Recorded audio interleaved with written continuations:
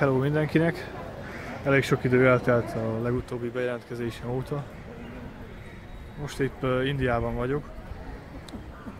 Sajnos nem szabadságon, hanem egy ilyen munkahelyi kiszállás, bizonyos bemutatókat kell tartanom, és azért vagyok itt kint 2 hétig. Bengalurunak hívják a helyiek a várost, egyébként a angol gyarmati időkből még a Bangalore maradt meg. Szóval rengetegen így hívják, viszont az eredeti neve az Bengaluru. Most épp egy templomban vagyok, a Somesvara templom. Több ilyen is található a templomban. Több ilyen bivaj szobor, ami előtt szentélyek vannak. Itt sajnos nem volt időm részletesebben dokumentálódni, hogy mi is a neve ennek az istenségnek, és konkrétan mit is szimbolizálnak például ezek a mécsesek. Menjünk egy kicsit beljebb. Ha bemegyünk, akkor kb. Úgy néz ki, mintha valamilyen barlangba mennénk be. Ilyen sziklafalak vannak két oldalt. Érdekes, ugye azt tudtam eddig is, hogy nem szabad bemenni cipővel az ilyen templomokba. Ezért azt találtam ki, hogy ne hagyjam kint a cipőmet a bejáratnál, mert féltem, hogy eltűnik. Hogy vettem egy olcsó papucsot, és egy zacskóba akartam bevinni a cipőmet. Ez viszont nem sikerült. Ugyanis a bejáratnál megállított egy szerzetes, hogy nem, úgysem jó, hogyha zacskóban akarom bevinni. Tehát abszolút nem szabad cipőt. Én úgy értettem, hogy ez igazából szent föld, és akkor nem taposhatsz rá cipővel, de úgy tűnik, hogy abszolút a cipő még a légtérben sem hatolhat be a templomba.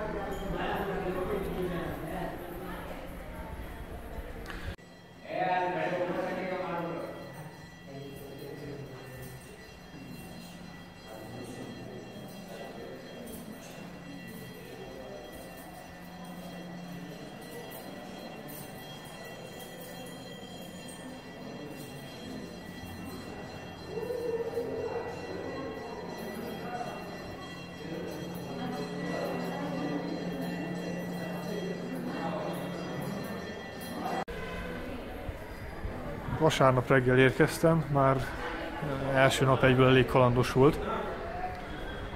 A legelső az volt, nem igazán találtam taxit, rengetegen voltak, óriási tömeg. Volt pár ilyen stand, ahol lehetett venni valami taxi jegyeket, taxi kuponokat, de ahogy láttam, óriási a sor. Próbáltam Ubert hívni, az meg valahogy nem működött, csak készpénzem meg nem volt. A reptéren próbáltam váltani indiai rúpiát, viszont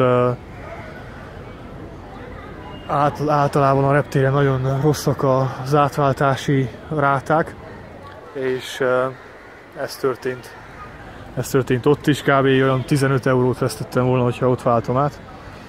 Szóval kártyával nem tudtam Ubert hívni. Ott nézegettem ott a környéken, hogy most akkor mi is lesz, és oda jött egy reptéri dolgozó, egy férfi, és mondta, hívő nekem egy taxit, mindent elrendez.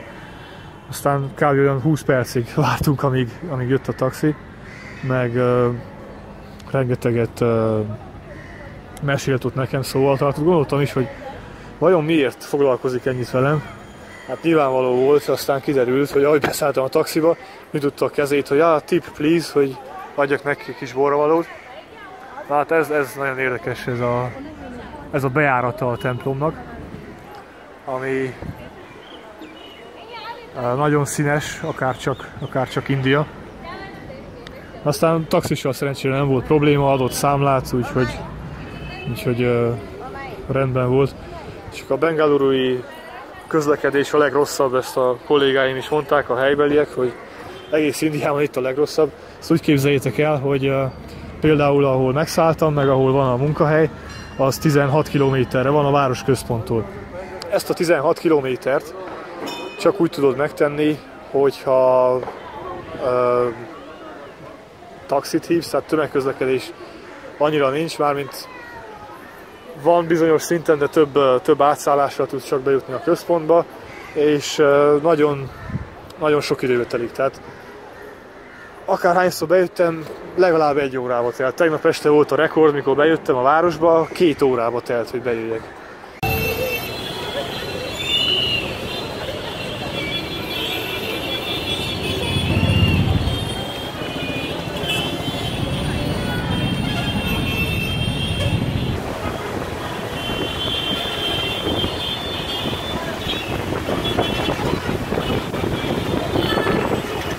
Tehát úgy képzeljétek el, hogy haladtunk mit tudom én, 10 métert, és utána vártunk 5 percet. Ilyen dugó volt.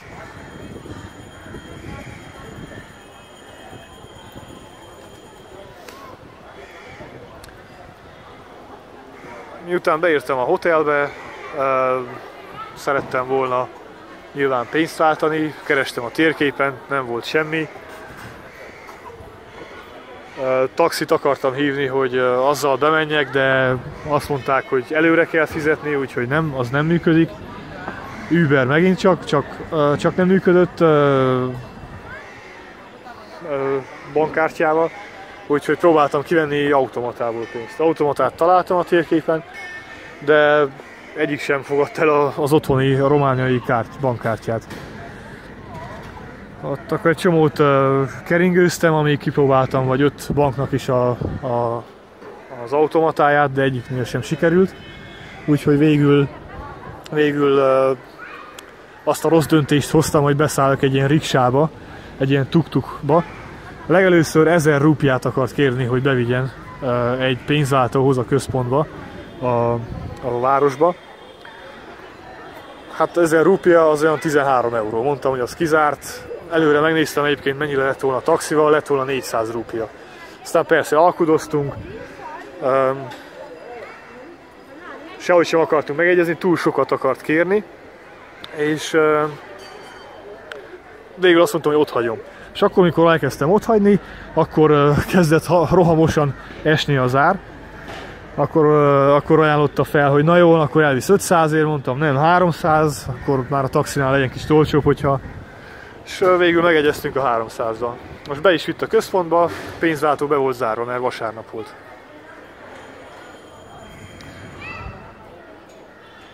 Aztán mondta, hogy elvisz egy másikhoz. Mondom, jó, de marad a 300-on, mivel megegyeztünk. Nem, persze, marad minden, itt van a közelben. Na, hát az is be volt zárva. Aztán elvitt egy másik helyre. Hát el akart vinni egy másik helyre, de ott meg összetalálkozott a másik riksás haverjával, aki mondta, hogy ő tud egy biztos helyet, ahol biztosan nyitva van. És csak egy utcányira van. Elvitt még oda egy utcányira, és mondta, hogy kövessem a haverját, majd ő megmutatja, hogy hol van. Hát egy ilyen mall-szerűség volt az egész, ami vasárnap is nyitva volt, és ott tényleg a legjobb ráta szerint tudtam átváltani az egészet. Tehát megérte végül is, és akkor odaadtam neki a 300-at, hogy na 300-ért beszéltem meg a haverjával, akkor marad annyi. Odaadom neki, és aztán én elindultam egy kicsit sétálni a városba. Kb. 1 óra múlva összetalálkozok a riksással, aki eredetileg vitt, tehát nem a haverjával, hanem aki behozott a városba. És akkor elkezdett követni. Néztem, hogy ez most akkor mi lesz. És akkor beért, és azt mondja, hogy ő visszaadja nekem ezt a 300-at, mert 500 lett volna az ár. Mondom, miről beszél? Megegyeztünk már a 300-ban. Aztán ott elkezdtünk vitatkozni, mondtam, hogy 500-at nem adok, mert megbeszéltük már, és akkor jött utánam egyfolytában. Nem akart békén hagyni, aztán becsúsztatta a zsebembe a 300-at, szóval ezzel akart egy kicsit nyomást gyakorolni rám, hogy akkor nem úgy jön ki, mintha nem fizettem volna, és akkor mindenképp adjak neki 500-at, aztán mind adtam volna vissza neki, húzódott el, akkor hátat fordított, hogy nem jön utánam, aztán mégis utánam jött. Kb. 1 kilométeren keresztül ment ez az egész. Tehát úgy képzeljétek el, hogy tényleg kiszállsz egy taxiból bárhol Kolozsváron, és utána 1 órán keresztül jön utána gyalog a taxisofőr, hogy miért nem adtál neki több pénzt. Tehát ez valami elképesztő. Szóval nem hagyott békémet, ott mind hátam mögött egyfolytában nyomta a szövegét, hogy ő még vitt engem, meg több kilométer volt, meg 20 kilométer volt, meg mit tudom én micsoda. Úgyhogy abszolút nem tudtunk dűlőre jutni. Egyszer már fogtam azt a 300-as, leraktam a járdára, mondom, hagyjál most már békémet. Aztán csak felvette, becsúsztatta a hónom alá, ilyeneket csinált, aztán mind ott piszkált, mondtam, na jó, most már akkor nem érdekel, odaadom neki azt az 500-at, csak hogy hagyjon békémet, úgyhogy elérte a célját. De már előtte gondoltam, hogy legszívesebben, hogyha nem első napom lenne egy idegen országban, lehet egy jó pofont megérdemelne, mert hogy ez pofátlanságon teljesen túltett. Úgyhogy abszolút nem volt normális, amit csinált. Míg a riksással keringőztünk, az volt még furcsa, elmentünk pár olyan nyomortanya mellett, hogy csak néztem, hogy alig várom, hogy kikerüljünk innen, hatalmas szemétdombok az utcán. Tehén, ami szent állatot legelészett a szemétdombon. Akkor rengeteg kóborkutya, a kóborkutyák azok vannak a központban is kb. Most pedig pont elment mellettem egy motoros az utcán, megállt a tehén mellett, megfogta a hátát, aztán megpuszilta a kezét és tett valamilyen mozdulatot a kezével. Gondolom olyan lehet, mint nálunk a keresztvetés vagy ilyesmi.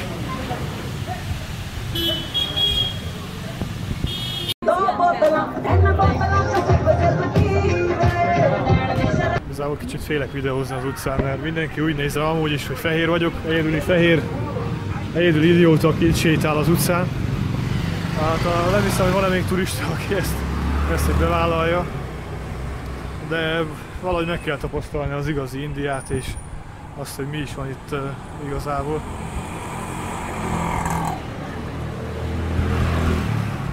A magyar konzulátus oldalán például azt írta, hogy az okostelefon meg ilyesmiket, ami drágább dolgok, abszolút ne mutogassuk annyit, mert vannak azért rablások, meg zsebmetszések, meg ilyesmi, és sok készpénzt se tartsunk magunknál, úgyhogy annyira, hát nem egy biztonságos ország, az biztos, mondjuk rengeteg a régió, rengeteg tartomány van, mindenütt másképp beszélnek.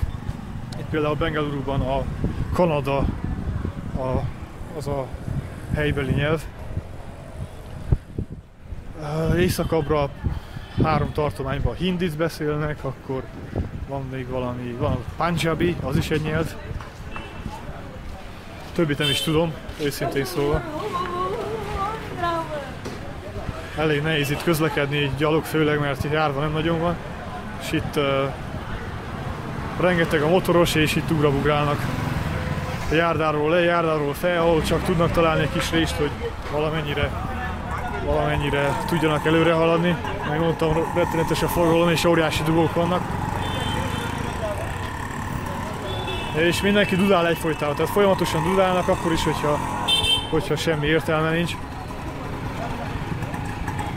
Hát remélem, hogy valamennyire túlérem ezt a turistáskodást. Sok időm annyira nincs online, amit páran kérdezték, hogy írtak, hogy milyen India, nem nagyon volt időm visszaírni, bocs emiatt. Ez azért van, mert dolgozom 8 órát, és csak utána van időm város nézni. Most például szabadnap van. Augusztus 15 az ugye Romániában is szabad, úgyhogy szerencsére nekem sem kell dolgoznom. Itt Indiában pedig azért szabad, mert ez a függetlenség napja. Ezen a napon vívta ki India függetlenségét az angol gyarmatok karmai alól.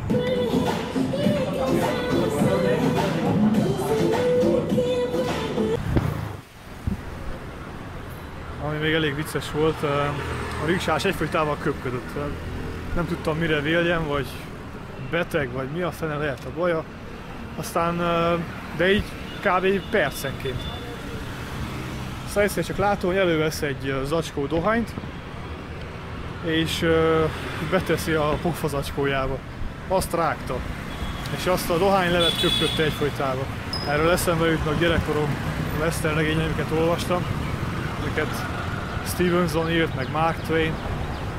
Old Shatterhandék rágták a bagót egyfolytában a vadnyugaton, de hát az a 19. században volt, vagy 18-ban, még korábban, és azt bagólevet köpködték egyfolytában. Na hát úgy tűnik, hogy 21. században is van még ilyen. Tényleg úgy nézek rám, mint valami UFO-ra, nem tudom, nem láttak fehér embert már évek óta, vagy azt hiszik, hogy angol vagyok, és azért jöttem, hogy elrontsam a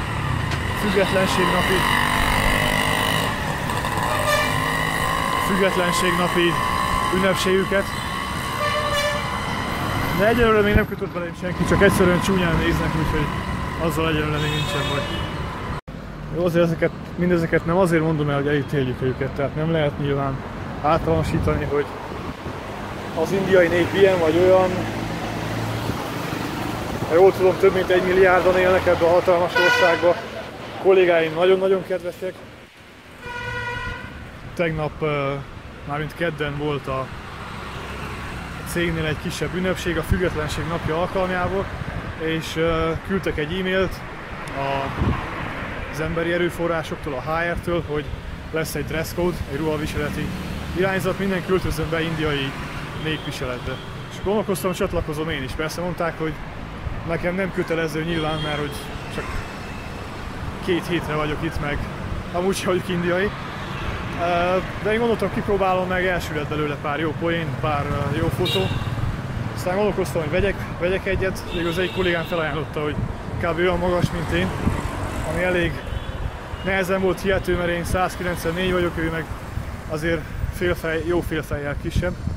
De végül is jó ruhát hozott, és felpróbáltuk, nagyon jó fotók lettek belőle. Viszont volt egy meglepetés, ezért volt a tegnapi napom eléggé izgalmas, egy újabb kalandnak is mondhatjuk. Az ünnepség a konyhában volt, és a cégtől olyan 100 ember vett rajta részt. Fel volt konferálva, hogy mi a program, először elénekelnek pár indiai népdalt.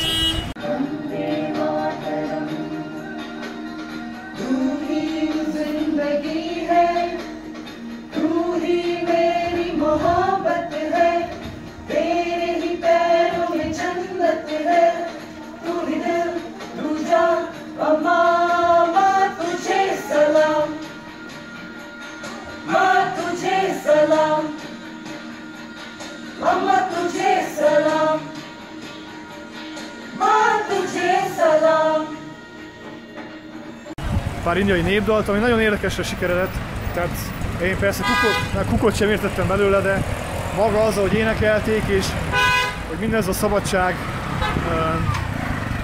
fényében volt megszervezve, és tényleg olyan dalt énekeltek, hogy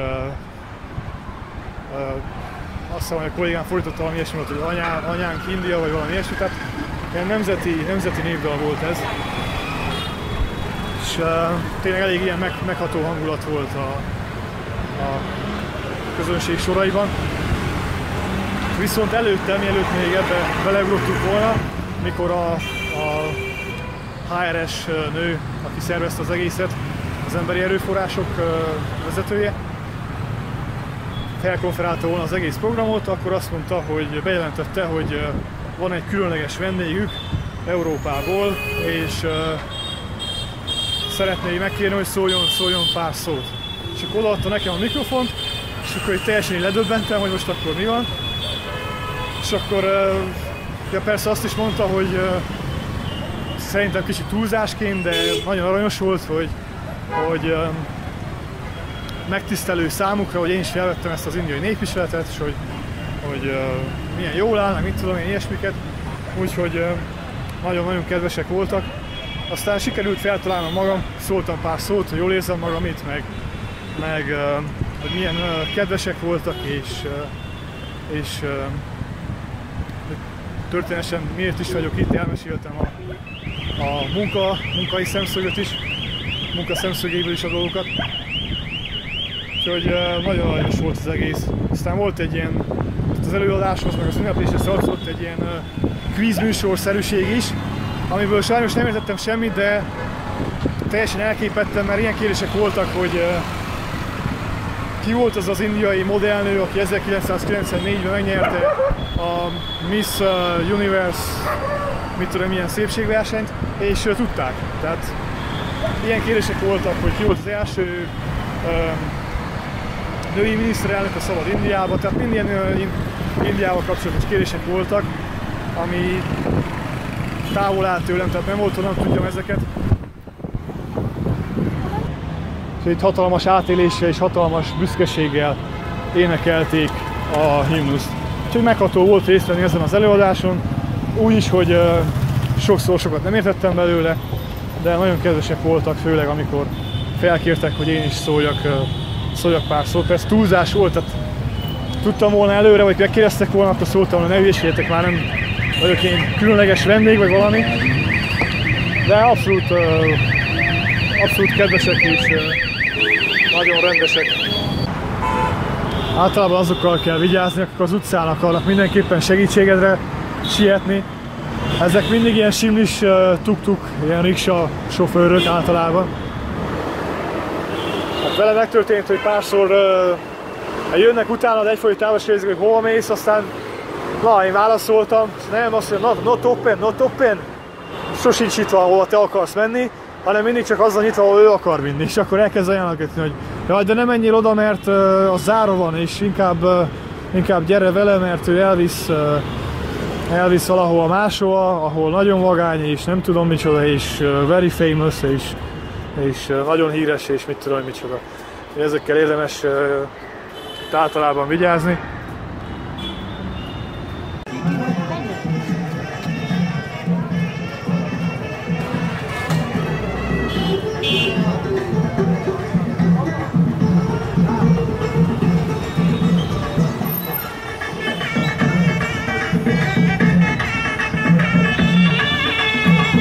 தாலி வரும்